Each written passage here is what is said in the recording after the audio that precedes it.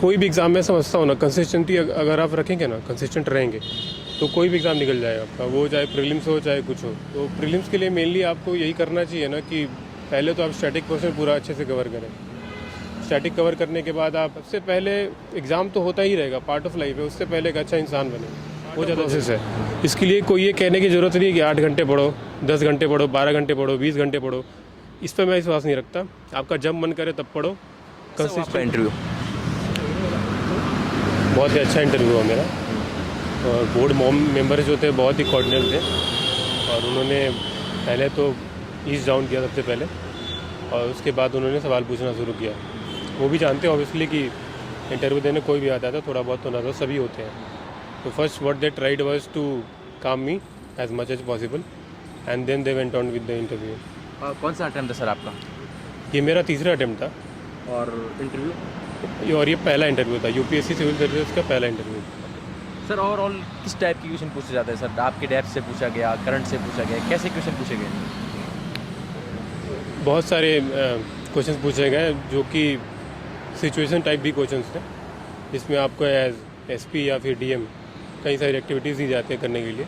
तो उस तरह में आप, उस सिचुएशन में आप किस तरह से रिएक्ट करते हैं। और इसके अलावा बेसिक जो भी करंट के न्यूज़ हो गए, लाइक इलेक्टोरल बॉन्ड्स हो गई, इसके अलावा जो भी सिनेरियोज हो गए जो भी हमारी वर्ल्ड अफेयर्स में हो गई, चल रही हैं, वॉर्स हो गई बहुत सारी। तो मेनली इसी टाइप थी। मेरे से तो पर्टिकुलरली डेफ रिलेटेड बहुत कम ही क्वेश्चन पूछा गया। It was more around the current affairs. कितने टाइम तक चला interview sir? Around 15 to 20 minutes, not more. कोई सवाल जो आपको नहीं आया उस पर क्या बोला आपने? सवाल जिसका जवाब नहीं आते तो आपको एक ही चीज़ बोलनी है, sorry sir I don't know, I look into it, बस। क्या क्या पूछा उसमें सर आपने? क्या क्या? कौन सा सवाल जिस पे आपको मना किया आपने सर?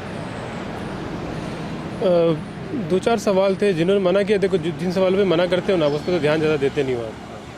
सो उसमें एक सवाल था वन नेशन वन सब्सक्रिप्शन का, वो करंट में है, तो मुझे उतना अच्छे से आइडिया नहीं था उसका, तो मैंने वो स्किप किया। और इसके अलावा 2-3 क्वेश्चन हिस्टोरिकल भी थे। कुछ बुक्स का उन्होंने पूछा मुझसे कि वर्कआउट रिलेटेड एक बुक था, कि उस बुक का ऑथर क्या आपने पढ़ी वगैरह है, तो मैंने तो बुक पढ़ी नहीं थी, तो आई डिनाइड। तो ऐसे ही 2-3-4 क्वेश्चन थे जो नहीं आते थे मुझे। सर प्रीलिम्स को रिगार्डिंग सर आपने क्या स्ट्रेटजी फॉलो की सर? क्योंकि प्रीलिम्स सबसे डिफिकल्ट फेज होता है यहाँ तक पहुँचने के लिए सर, क्या सोचते हो आप? देखो, कोई भी एग्ज़ाम में समझता हूँ ना, कंसिस्टेंटी अगर आप रखेंगे ना, कंसिस्टेंट रहेंगे तो कोई भी एग्ज़ाम निकल जाएगा आपका, वो चाहे प्रीलिम्स हो चाहे कुछ हो। तो प्रीलिम्स के लिए मेनली आपको यही करना चाहिए ना कि पहले तो आप स्टैटिक पोर्शन पूरा अच्छे से कवर करें। स्टैटिक कवर करने के बाद आप करंट में आए, क्योंकि पहले स्टैटिक आपका बेस सही नहीं होगा ना, तो फिर करंट पढ़ने का कोई फ़ायदा नहीं है। तो पहले स्टैटिक कवर करें जितना हो सके, उसके बाद करंट के ऊपर आए। और करंट भी ना, उसकी भी कोई लिमिट नहीं है, तो आप उसको ना, उसकी बाउंड्री सेट कर लें कि कितनी पढ़नी है आपको, वो लिमिटलेस है। तो आपको ऊपर ऊपर से ही जो आपको रिलेटेड लगे, न्यूज़ रिलेटेड टू स्टैटिक या फिर करंट जो इम्पोर्टेंट है, तो उस पर ज़्यादा ध्यान दें आप। और सी सेट के लिए? सी सेट के लिए एक्चुअली मेरा बैकग्राउंड तो इंजीनियरिंग का है, तो मैंने ज़्यादा कुछ तो किया नहीं मेनली, लेकिन फिर भी सी सेट में भी यही है, आप PYQs वगैरह लगाएं। और उसमें सी सेट में टाइम मैनेजमेंट बहुत ज़रूरी एस्पेक्ट है, क्योंकि सिर्फ बहुत कम टाइम होता है, सिर्फ 2 ही घंटे होते हैं, और आपको उसमें सॉर्ट आउट करना होता है किस क्वेश्चंस को आपको करना है, किसको छोड़ना है। So it is very important to sort out those things at the start of the question paper itself. तो इसका भी यही है, PYQ लगाइए, कंसिस्टेंट रहिए, रिकॉग्नाइज़ करिए किस एरियाज़ में आप जो आपको आपकी स्ट्रेंथ लगे उस पर फोकस करिए, और सारे क्वेश्चंस के ऊपर मत जाइए, और जो क्वेश्चंस आपको डिफ़िकल्ट लगे उस पर टाइम वेस्ट मत करिए, आगे बढ़ जाइए। सर रिवीजन को लेकर बहुत सारे टॉपर्स के हमने इंटरव्यू भी लिए, बोलते रिवीजन बहुत इंपॉर्टेंट है सर। रिवीजन को लेकर क्या स्ट्रेटजी थी सर? रिवीजन तो बहुत इंपॉर्टेंट है, तो लेकिन एक लेवल के बाद जब तक आप जैसे 10, 12, 13 रिवीजन, जब भी जितने भी आपको कंफर्टेबल लगे, तो उसके करने के बाद जो वैल्यू एडिशन आपको करना चाहिए। रिवीजन तो ऑब्वियसली किसी भी एग्जामिनेशन के लिए बहुत ज़रूरी होता है, लेकिन उससे भी ज़्यादा ज़रूरी होता है कि इस एग्ज़ाम की डिमांड क्या है, उसको थोड़ा सा आपको दोनों को लिंक करना पड़ेगा। तो पहले तो अपना स्टैटिक कवर करें, उससे सिर्फ यही नहीं, बाकी भी जो भी एग्ज़ाम्स हैं, स्टेट पीसीएस के एग्ज़ाम्स हो गए, उसको भी आप अपने ध्यान में रख सकते हो। और सिविल सर्विसेज के लिए मेनली आपको क्या करना है कि आप इसको करंट वगैरह से लिंक कर लो। तो यही है कि रिवीजन करिए, कंसिस्टेंट रहिए, सबसे ज़्यादा ज़रूरी है। कंसिस्टेंट नहीं रहेंगे तो नहीं निकलेगा आपसे। सर आप इंटरव्यू तक पहुँचे, सर आपको क्या लगता है यूपीएससी क्या डिमांड करती है एक एस्पिरेंट से? देखिए, आप तो बहुत ही रिकॉग्नाइज संगठन है, तो इसके लिए जो डिमांड होता है वो यही है कि सबसे पहले तो आप ऑनेस्ट रहें अपने आप से, क्योंकि अगर आप अपने आप से ही ऑनेस्ट नहीं है तो फिर आप दूसरों से भी ऑनेस्ट नहीं होंगे। सबसे पहले ऑनेस्ट रहिए अपनी तैयारी को लेकर, ऑनेस्ट रहिए कि आपका हो जाएगा, आपने मेहनत कितनी की है।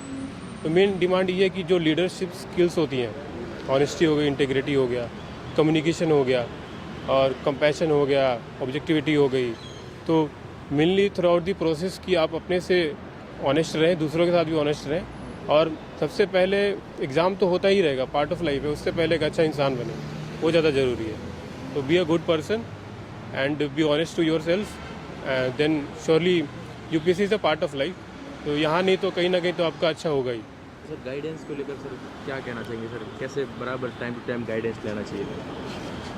देखिए, गाइडेंस के लिए बहुत सी चीज़ें होती है, कोचिंग इंस्टीट्यूट्स हो गया, आपके सीनियर्स हो गए, पीयर्स हो गए, तो बहुत से लोग हैं आपको गाइड करने के लिए। तो इसमें सबसे बड़ा जो गाइड मैं समझता हूँ वो आप खुद हैं। तो खुद पे भरोसा रखिए। लोग 10 तरह की चीज़ें बोलते हैं, 10 तरह की बातें करते हैं, लेकिन हर पर्टिकुलर पर्सन के लिए उसको किस तरह से मोल्ड कर रहा है कि अपने लिए उसके लिए क्या सूटेबल है, वो पर्सन खुद ही सबसे बड़ा सबसे अच्छी तरह से जज कर सकता है अपने आप को। तो अच्छा है, आप गाइडेंस लीजिए, कोई बुराई नहीं है उसमें। तो कोचिंग ज़रूरी है सर, क्या समझते हैं? देखिए, मैंने तो कोचिंग नहीं की है, लाइफ में कभी कोचिंग नहीं की है। ना ही मैंने इंजीनियरिंग सर्विसेज के लिए कोचिंग की है, ना ही मैंने सिविल सर्विसेज के लिए कोचिंग की है, और ना ही मैं आगे कभी कोचिंग करूँगा। तो मैं तो कोचिंग वगैरह में ज़्यादा इंटरेस्ट रखता नहीं हूँ।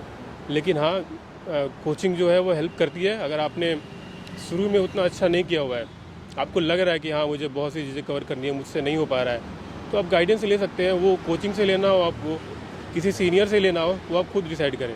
सर टाइम मैनेजमेंट को लेकर इशू बहुत आता है सर, क्या सोचते हो सर? टाइम मैनेजमेंट बहुत ज़रूरी है इस एग्ज़ाम के लिए, और जो कमिटमेंट और डेडिकेशन होता है वो अगर आपके पास है तो टाइम मैनेजमेंट ऑटोमेटिकली हो जाएगा। सो आप खुद डिसाइड करिए आपके हिसाब से। अगर आप स्टूडेंट हैं तो उस हिसाब से देखिए कि आपके लिए क्या सही है, वर्किंग है तो उस हिसाब से अपने टाइम को मैनेज करिए। इंपॉर्टेंट यही है कि कंसिस्टेंट रहिए, टाइम मैनेजमेंट भी अपने आप हो जाएगा। अगर आपके पास वो कमिटमेंट है, वो डेडिकेशन है, तो टाइम प्रोसेस है। इसके लिए कोई ये कहने की ज़रूरत नहीं है कि 8 घंटे पढ़ो, 10 घंटे पढ़ो, 12 घंटे पढ़ो, 20 घंटे पढ़ो। इस पर मैं विश्वास नहीं रखता। आपका जब मन करे तब पढ़ो, कंसिस्टेंट रहो, ये सबसे ज़्यादा ज़रूरी है। सर लास्ट क्वेश्चन है सर, इम्पोर्टेंट क्या है सर? 3 ऐसे पॉइंट्स बताइए जो आपको लगता है सबसे बहुत इम्पोर्टेंट है। तो इस एग्ज़ाम के लिए पर्टिकुलरली मैं कहता हूँ कि सबसे पहला जो कंसिस्टेंटी बहुत ज़रूरी है, कंसिस्टेंट रहना पड़ेगा आपको। उसके बाद जो है ऑनेस्ट रहिए अपने आप से, आप खुद अपने आप को इवेल्युएट करिए। और third thing and most important thing जो है वो है सेल्फ बिलीव। विश्वास रखिए खुद के ऊपर कि हाँ मैं सही जा रहा हूँ, मेरा हो जाएगा, कोई बात नहीं, इस बार नहीं हुआ तो अगली बार हो जाएगा। तो यही 3 चीज़ें हैं। पहला कंसिस्टेंसी, दूसरा कि आप डेडिकेटेड रहिए अपने आप और ऑनेस्ट रहिए अपने आप से, और थर्ड की बिलीफ रखिए, सेल्फ बिलीफ, वो बहुत ज़रूरी है। सर आपने टाइम दिया, बहुत बहुत शुक्रिया सर। आई होप इस बार आपका सिलेक्शन हो जाए। Thank you so much. Thank you so much.